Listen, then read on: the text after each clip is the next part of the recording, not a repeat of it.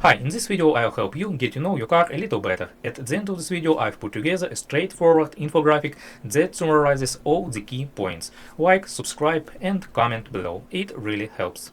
Hey there! So you're a Chevy owner, and this strange code just popped up on your dashboard? Well, you've come to the right place. We are going to get to the bottom of this and make sense of it all. You know the feeling, right? You're just driving along, everything seems fine, and then bam, that little engine light clicks on, and you're left wondering, okay, what now? What is my car trying to tell me? And this is the code we're zeroing in on today. P262B00. Now I know it looks like a bunch of random letters and numbers, but trust me, it's a very specific message from your car's computer. So let's treat this like a little detective case. The case is officially open, and our first job is to decode this clue and figure out what it actually means. Okay, so that code, P262B00, officially stands for Control Module Power Off Timer Performance. What does that really mean? Well, think of it this way. One of your car's important computers, specifically for the hybrid system, is supposed to go to sleep after you turn the car off. But it's not. It's staying awake for too long for at least a minute, and that's what's triggering the code. All right, now that we know what the code means, we can get to the next step in our investigation. It's time to line up the usual suspects, the most likely causes for this error. And it turns out there are four main culprits that are usually behind this particular problem. So here's our lineup. First, the control module itself could just be faulty. Second, it could be getting bad signals or sending them out.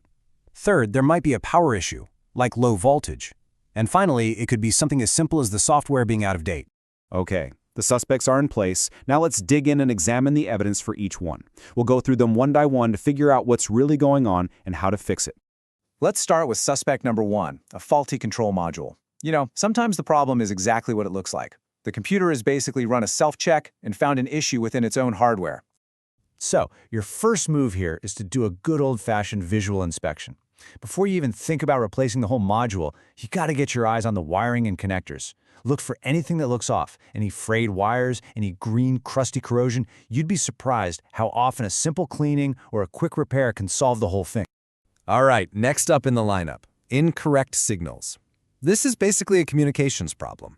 Either the module is getting bad info from another part of the car, or it's the one sending out garbled messages.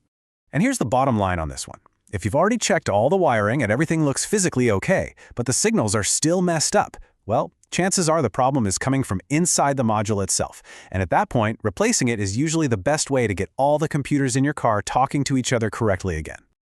Our third suspect is all about power. You see, the module itself might be totally fine, but if it's not getting enough electricity, enough juice, it just can't do its job properly. This brings us to a really important step, and one you should always consider early on. Before you go blaming the complicated computer, check the basics. How's your battery? Is the alternator doing its job and charging it properly? A simple voltage test can tell you right away if this is your problem or if you can cross it off the list. And that brings us to our fourth and final suspect. And honestly, this is often the easiest fix and the one people forget about the most. The software on the module is just old. Seriously, just think about your smartphone or your laptop. When an app gets buggy, what's the first thing you do? You check for an update. It's the exact same idea with your car. Sometimes a quick trip to a good mechanic to get the latest software installed, or flashed, is all it takes to make the problem disappear completely. So there we have it. The investigation is complete. We've identified our suspects, we've looked at the evidence. Now let's wrap this case up with a clear, step-by-step action plan for you. Here is your game plan, and you want to do it in this order because it'll save you time and money. First, check for software updates. It's the easiest potential fix. If that doesn't do it, test your battery voltage. Still no luck? Then it's time to do that physical inspection of the wiring. And if you've done all three of those things and that light is still on, that's your cue to call in a professional mechanic. And that's a wrap. The mystery of the P262B00 code is officially solved. That check engine light isn't so scary anymore, is it? It's just a puzzle, and now you have the key to figure it out and tackle it with confidence. You've got the knowledge you need to get your Chevy back in top shape.